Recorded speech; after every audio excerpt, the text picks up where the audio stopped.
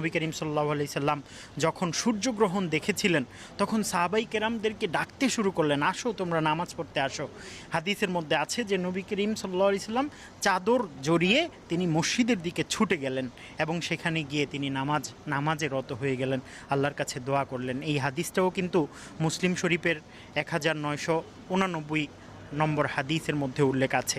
তো আমরা নবীজি সাল্লাল্লাহু আলাইহি ওয়াসাল্লামের কাছে থেকে যে বিষয়টা জানি যে আমাদের 4টা কাজ করতে হবে। 1 নম্বর আমাদের ইস্তেগফার করতে হবে, আল্লাহর কাছে দোয়া করতে হবে। 2 নম্বর আল্লাহর মহত্ব বরত্ব ঘোষণা করতে হবে। চাঁদ, সূর্য, পৃথিবী, গ্রহ, নক্ষত্র, তারকারাজি সব কিছু আল্লাহ সৃষ্টি করেছেন। 3 নম্বর নামাজ আদায় করতে হবে, সদকা করতে হবে। ইনশাআল্লাহ আল্লাহ রাব্বুল আলামিন আমাদেরকে এই বিষয়গুলোর মাধ্যমে আমরা যদি আমলে রত হই, আল্লাহ তাআলা আমাদের গুনাহগুলো ক্ষমা করবেন।